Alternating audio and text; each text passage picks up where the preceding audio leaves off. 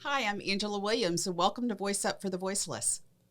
Well, hello, everyone. I'm Krista Marshall, and I am so excited because I actually have an opportunity of hosting and interviewing Angela Williams and her amazing and incredible husband, Phil. And so today we're going to be talking about intimacy and personal intimacy, relational intimacy, but also too sexual intimacy, because that's one of those things that we really do see that is an issue once you've gone through sexual abuse. So we're going to just go ahead and hop right in. Hi. Hello. Hi. How are y'all feeling? Good. Yeah. We're feeling like we're on the hot seat. Yeah, I know. And I was just telling them before we kind of got going is that like I love and respect them so much. So I'm like, I feel like I'm in their bedroom and in their personal space, but we're definitely going to make it work today because this is, again, a super, super important topic for all of those that are involved, that are about to get married, that are married. And we're just going to kind of go right in. So if you don't mind, Phil, tell me a little bit about who you are and who Angela is to you. Well, and obviously Angela's husband, 40 years. Wow. Met in college, Georgia Southern. Wow. Immediate connection. Yeah. You know, that chemistry, that Yes. chemical ignited. Yeah. You know. Yeah. Oh man, this is interesting. Yeah. And then 2 kids. I'm just retired last year. Wow.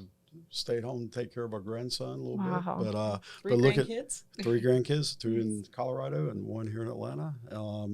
And just living a dream. Wow. That is so awesome. And so one thing that we do know is that Angela had gone through a significant history of sexual abuse. And so when you were kind of informed of that, what was the position, or kind of where was your heart toward her regarding that? Well, when I first met her, I told you that chemical reaction happened, you know, like that spark. But she was just drop dead gorgeous. Yeah. I mean, just Still beautiful. is. Yeah. But there was this behind her eyes. You could see that there was something there. There was I wouldn't call it pain, but it was just there. I mean, it was like that darkness that was there. But she just kept it on such an energy and such a light and liveliness about her that it really did mask that, but I could still see it. Yeah. So that was a little intriguing at the same time. I was like, okay, wonder what that's there, because I've had my own pain from childhood. My mom was an alcoholic, and just different things that happened and growing up, so I could relate. Right. But I just didn't know the depth. I didn't know the detail of what it was about. And it took probably a couple of months for her to share some of it. And then there were times with the topic we're talking about today, intimacy, when I would try to kiss her or hold her or have any kind of intimate connection, that you should twitch, or she'd have a thing like, okay, what did I just do? Where did that come from? Right. You know? Right. And so, and over time, it was revealed.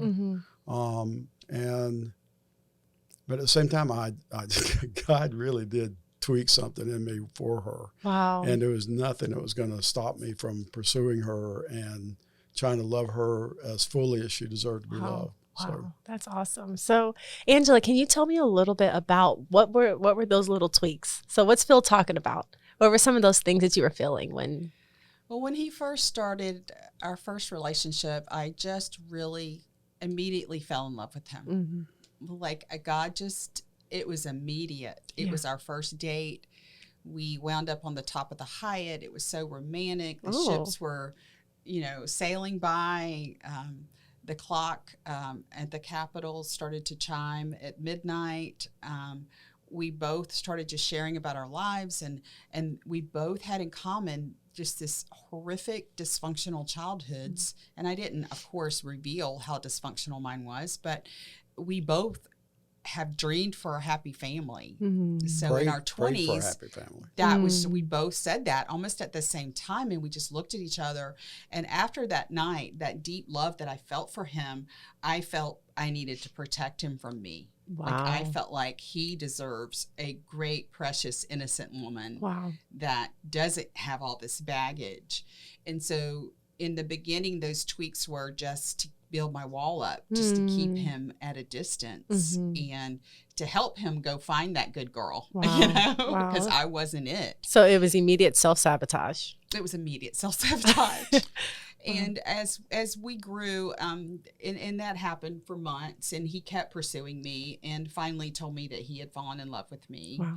And I remember when I heard those words, I was just like, I was so overwhelmed with emotion. It's like, you don't even know what you're falling in love with. Wow. Like, you don't even know. Wow. And I couldn't tell him. Like, how do you unload all of that in someone that you care so much about? Right. And I didn't want him to look at me differently. I never wanted anybody's sympathy. I was tough. I was a tough cookie, and I don't want you feeling sorry for me. Wow. Because I got this. Yeah.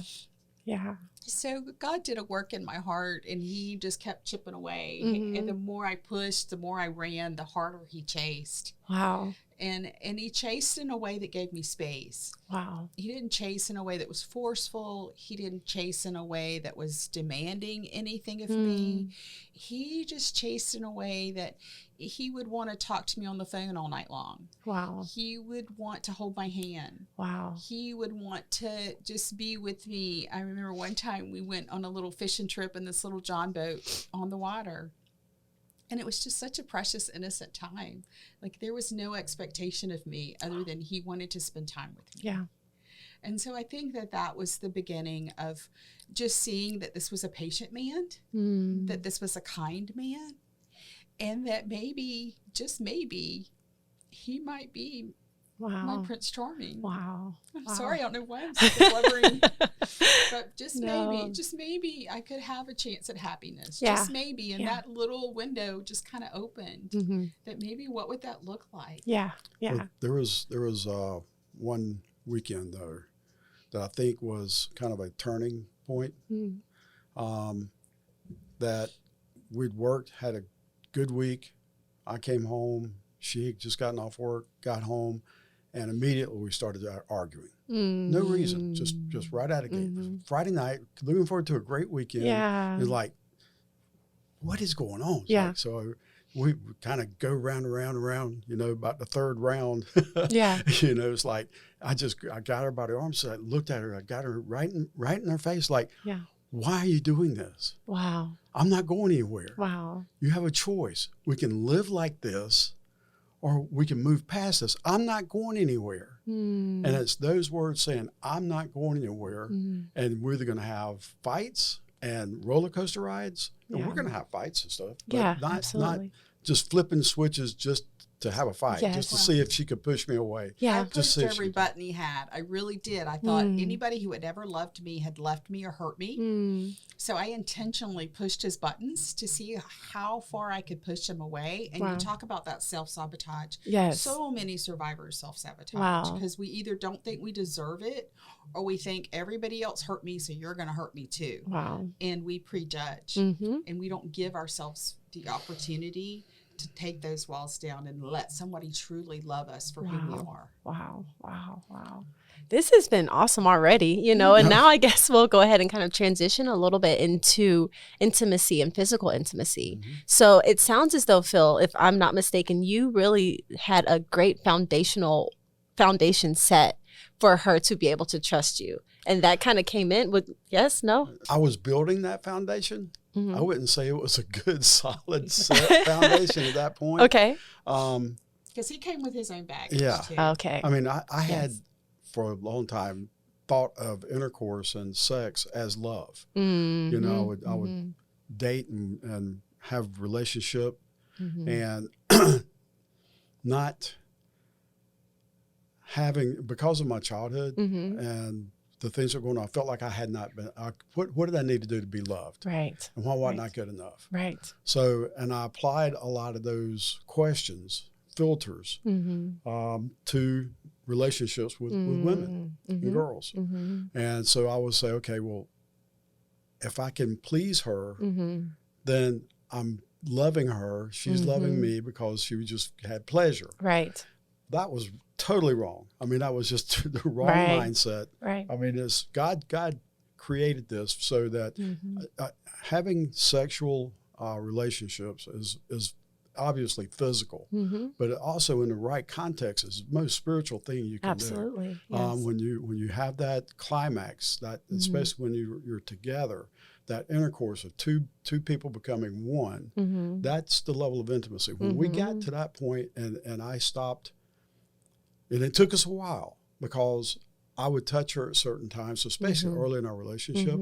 And again, that flinch was there. And I would know that I just triggered something because by this time in our relationship, she had disclosed a lot. And where would you say you were in the relationship? How many years? I would 2 or 3 years. 2 or 3. Yeah. So you had gotten a lot of the story. You yeah. knew the back history. Yeah.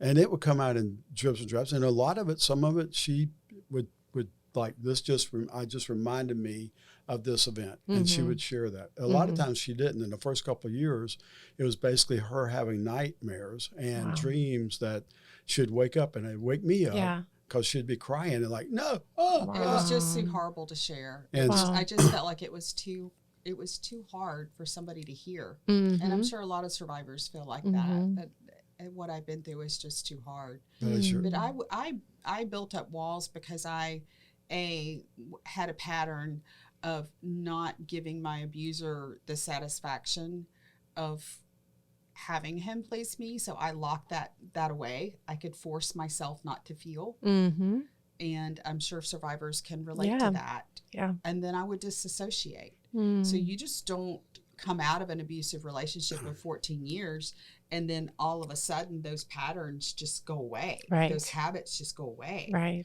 So when I had a loving partner that was my husband that I wanted to have intimacy with, I had to force myself to feel. I had to force myself to be present. What did that look like?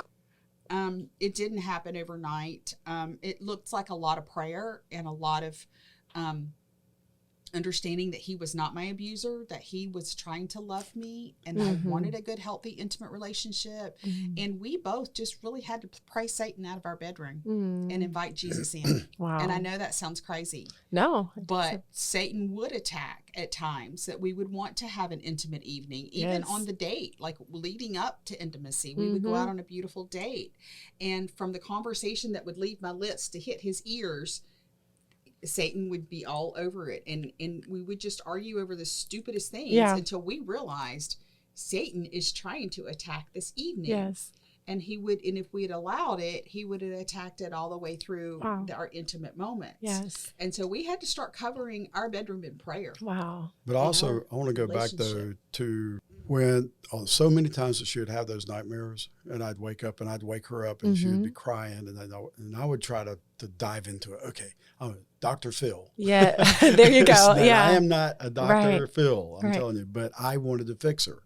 Yeah. Which is not a good thing. When you've got something that's this deep that I did not have full understanding of actually what to say or how to say it or what to do. It's just like, okay, well, do what I did. Just box it up and put it in a dark corner. And, if anything comes out, we'll deal with it. Right. Well, that's wrong. Yeah. But I finally got to a point, and it was God. And I guess it was one of the praying about it. But I hear God right in here. And he heard him one night. I started to go into sleep. Phil, you just need to be quiet. You just need to look at her and say, I love you. I don't understand, but I'm here. When I just got present and started trying to fix it, and I just let her know that I was present, that's when that level of trust that you were talking about, you were leading up to that question of that, because it does require in this situation her being able to trust. And I have to trust that I'm not doing anything wrong. It's just I did something that reminded her of something. So triggering for survivors is very real. Wow. It's how your abuser touched you or how your abuser tried to seduce you or how and those triggers, they're again, just like the patterns, the triggers don't disappear. So we have a very difficult time opening our mouth and having a voice because our voice was taken from us and the secret, the silence. So I had to learn how to communicate to Phil what the triggers were, when I was having a good day, when I was having a bad day, and we just set a plan. Wow. So I think if couples could begin to talk about sex outside the bedroom, Yeah. Wow. and really have a plan Mm-hmm. that if right now I'm struggling. I am raw. I am trying to heal from this, and I need to be the instigator of sex for the next until I tell you otherwise. So we had that plan in place for a while. And I want to describe that plan. I want to know. We would get in bed, and I would snuggle with a spoon. And if she was in a good mood or in a mood of desiring it, she would rub up against me and do a little right, a little toot. Bump deal. I'm like, okay, she's okay. You know, and then I would make sure one of the triggers that I didn't realize that she told me about was my bad breath. If I did not brush my teeth before I came to bed, she was like, and it would instantly go. So that was one of those things. But I would know that, okay, she's snuggled. I would hopefully brush my teeth before I came to bed anyway. But especially if she gave me the little signal, I was up and getting my teeth brushed. Right. Getting ready. But there's little things like that that communicating, because I couldn't read her mind. Right. I couldn't read past why she was acting this way or not acting this way. So when we finally got that level of communication going, and open communication about it, and I stopped trying to take that information and fix her with it. Yes. That's both sides of that had to occur. Wow. And then being honest, I think, with your partner about what's okay and what's not okay. I think it's okay to set boundaries in the bedroom. You know, I'm sure you, and marriage is about servanthood. It's about serving your spouse. So obviously you want to please your spouse, but there are some things that are not okay. Yeah. You know, and you just need to be honest with that up front. And how did that feel, just talking to Phil about the things that you were okay with and not okay with? Like, did you ever deal with shame? Felt very vulnerable. Yeah. You were very vulnerable, but it grew us. You know, the hard things that we do in our life grows us. It grows you. Yes. So I just challenge couples out there to have the hard conversations, because you can't, if you're having something done to you that you're not comfortable with, you can't obviously continue in that very intimate closeness. And that's what sex is about, is bring two people together, like Phil said, as one. Right. And if somebody's doing something to you that makes you uncomfortable or that hurts you, and they don't have a clue, they don't know, then, you know, you have to open your mouth and talk about it. And it's not always comfortable, but the more conversations you have about it, the more comfortable you get. Yeah. And it's just as a closeness that brings us together. Yeah. And now I don't have to give them a signal anymore. Yeah. Like it was for a season. Yeah. Yep. And now it's just natural, you know, lovemaking. Yes. And at our age, it's more seldom than we like. But those intimate times are very beautiful. Yes. And so I just want to encourage survivors out there, if you're struggling in the bedroom, if you're struggling with intimacy, it is a season and it will pass. But it will only pass if you take the initiative and if you speak it to your partner and tell them, your husband, what you need and what you what are the triggers. And the triggers won't always be there either. They fade. Right. Once you face them head on, and once you say, this is not going to dictate my life. Right. You know, and my stepfather used to try to, you know, kiss my neck. So when he would kiss my neck, I'd be like, ugh. Right. Absolutely. But now it's over. Like that season has passed. I'm healed from that.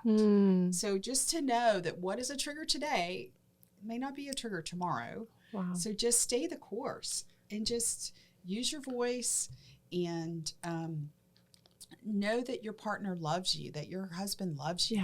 Yeah. To learn how to love them without the filter of the abuse.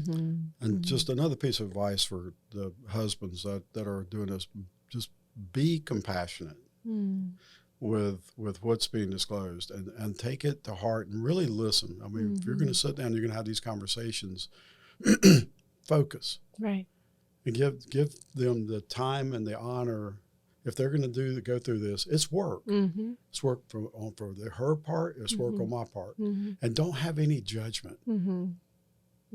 Don't judge yourself for doing something wrong that you didn't know, but guys want to do that too. And don't judge them either. Right. So if you can get to that point and put in the work and the effort and communication, it can truly be wonderful. Wow. I That love is your so three awesome. C's that you shared in a past show. It was caring, compassion, and communication. Wow. Right? Hmm. Those are 3 great C's. Those are amazing. Yeah, definitely. So, kind of wrapping here, I have a question. So, we know what sex and intimacy was like for you beforehand.